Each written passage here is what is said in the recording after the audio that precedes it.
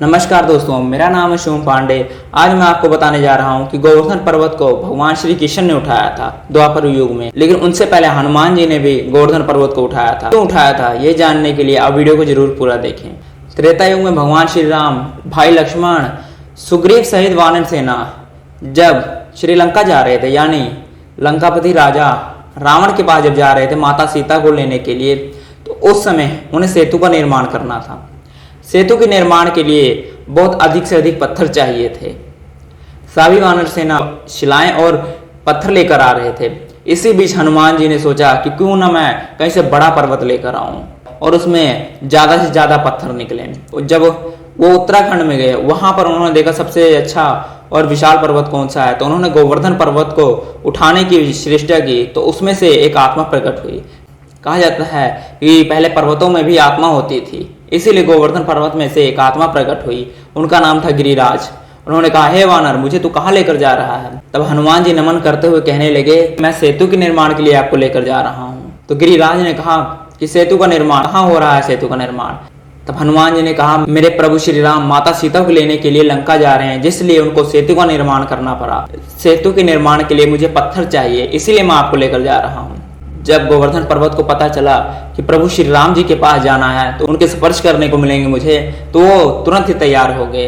कहते अवश्य मैं जरूर चलूंगा।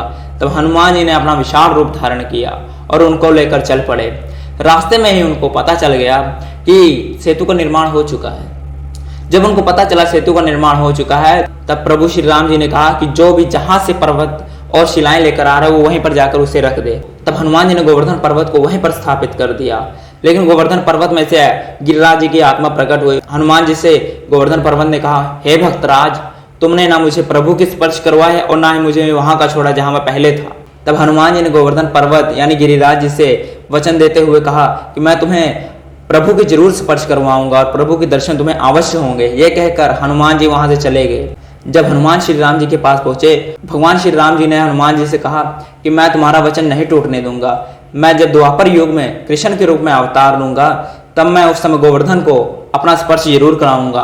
अगर बात की जाए द्वापर युग की, भगवान श्री कृष्ण जी ने अपनी सबसे छोटी उंगली पर गोवर्धन पर्वत को क्यों उठाया था, तो उस समय सब लोग इंद्र की पूजा करने वाले थे।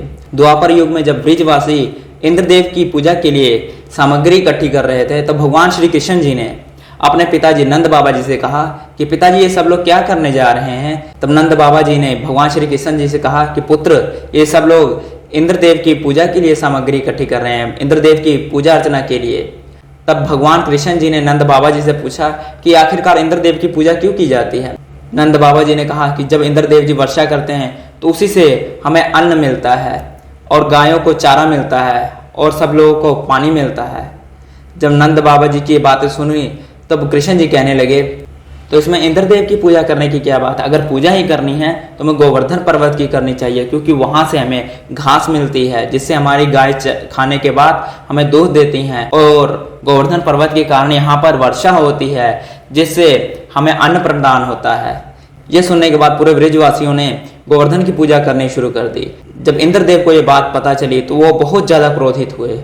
तब इंद्रदेव जी ने उस समय मूसलाधार बारिश करनी शुरू कर दी। उस समय भगवान श्री कृष्ण की उम्र मात्र 7 वर्ष थी। जब बारिश होनी शुरू हो जाती है तो सारे ब्रिजवासी भगवान श्री कृष्ण और नंद बाबा जी के पास आते हैं। कहते हैं, हमने कृष्ण के कहने पर गोवर्धन की पूजा करनी शुरू कर दी, इंद्रदेव की पूजा नहीं की, जिससे इंद्रदेव बहुत ज्यादा क्रोधित हो गए हैं और वो वर्षा कर रहे हैं। इससे हमारी गायें कहाँ जाएंगी, हम सब लोग कहाँ जाएंगे? इतनी तेज अधिक वर्षा हो रही थी। उस समय भगवान श्री कृष्ण जी ने अपनी सबसे छोटी उंगली से गोवर्धन पर्वत को उठाया था। जब गोवर्धन पर्वत को श्री कृष्ण जी ने अपनी छोटी उंगली पर उठाया तो सब लोग गोवर्धन पर्वत के नीचे आ गए शरण लेने के लिए। लेकिन जब इंद्रदेव मूसलाधार बारिश कर रहे थे, उस समय कोई और भी वहां पर खड़ा था जो बारिश में भीग रहा था। वो थे प्रभु श्री राम भक्त हनुमान जी। वो वहां पर खड़े थे और भगवान श्री कृष्ण को नमन कर रहे थे कि प्रभु, आपकी कृपा से मेरा वचन पूरा हुआ। और गोवर्धन को भी नमन कर रहे थे कि गिरिराज, आज आपका वचन मेरे प्रति पूरा हो गया है। इससे आपको प्रभु के स्पर्श भी मिल चुके हैं और आपकी वजह से ही पूरे ब्रिजवासियों का भला भी हो रहा है। यह कहकर हनुमान जी वहां से अलोप हो जाते हैं।